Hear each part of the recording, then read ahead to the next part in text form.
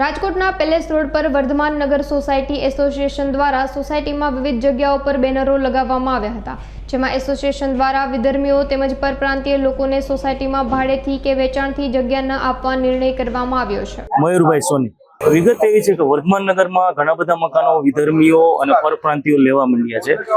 અહીંયા છે ને જૈન અને વૈષ્ણવ સમાજ જાજો રહે છે, જે લોકો લસણ ડુંગળી નથી ખાતા, અને વિધર્મીઓ અને પરપ્રાંતિયો જે નોનવેજ ખાય છે તો નોનવેજની ગંધ આવે, નોનવેજના જે કચરો હોય એ લોકો બહાર ફેંકે, એ બહુ અસહનીય છે અમારા માટે। એના માટે તેના બોર્ડ માર્યા છે। બોર્ડથી એવું છે કે જે લોકો વેચનાર છે એને ખ્યાલ આવે કે બાજુવાળાને આનાથી તકલીફ છે ભાઈ, એટલે એ લોકો વેચવાનું બંધ કરે। અગાઉ રમેશભાઈ ટીલાડાને આના માટે રજૂઆત કરેલી હતી ને કારખાના બાબતે દેવાંગભાઈ માકડ સાથે વાત થઈ હતી। એમને કીધું કે તમે લેખિતમાં અમને અરજી આપો, અમે ચોક્કસ એના ઉપર પગલાં લેશું। તંત્રએ અમને ખૂબ જ સારો સાથ સહકાર આપ્યો છે। હવે ઉપર અમારે અહીંયા અસાંધારો જોઈએ છીએ ને, જે કારખાના ગેરકાનૂની છે, જેમાં ફાયર સેફટી નથી, જેમાં કોમર્શિયલ બાટલા નથી, જેમાં ફાયર એક્ઝિટ નથી, એ બધા કારખાના બંધ થવા જોઈએ। કારણ કે જો એ કારખાનામાં કાંઈ બ્લાસ્ટ થયો તો આજુબાજુના રહીશોને ખૂબ તકલીફ પડે એમ છે। અમારી માંગ હજી છેલ્લા 15-20 દિવસથી જ કારખાના માટેની અમે શરૂઆત કરી છે। જ્યારે અમારે તંત્ર સાથે વાત થઈ ત્યારે એમને કીધું કે અમને લેખિતમાં સરસ એક અરજી આપો। લેખિતમાં અરજી કરવામાં અમારે આખા વર્ધમાન નગરની સાઈનો લેવાની હતી, એટલે એમાં 150 જેવી સાઈનો અત્યારે થઈ ગઈ છે, અને હવે 1-2 દિવસમાં જ અમે તંત્રને એના બાબતની રજૂઆત કરવાના છીએ।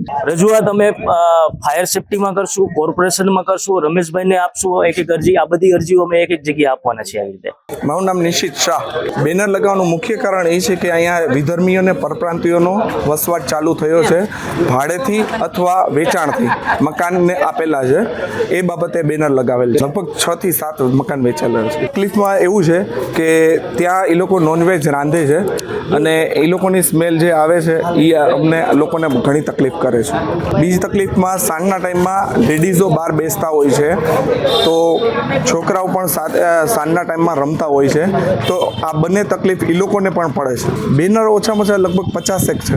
ધારાસભ્ય શ્રી રમેશભાઈ ટીલાડાને પણ રજૂઆત કરેલી છે, અમારા વોર્ડના કોર્પોરેટરશ્રીઓને પણ રજૂઆત કરેલી, તંત્રને પણ જાણ કરેલી, વિગત આપેલી કે તમારું એસોસિએશન બનાવો, મજબૂત બનાવો અને આગળ વધો, એટલે તમારું ચોક્કસપણે આમાં નિરાકરણ થશે। અહીંયા વિધર્મીઓને પરપ્રાંતિયોને મકાન ભાડેથી અથવા વેચાણથી ન આપે એ અમારી માંગ છે।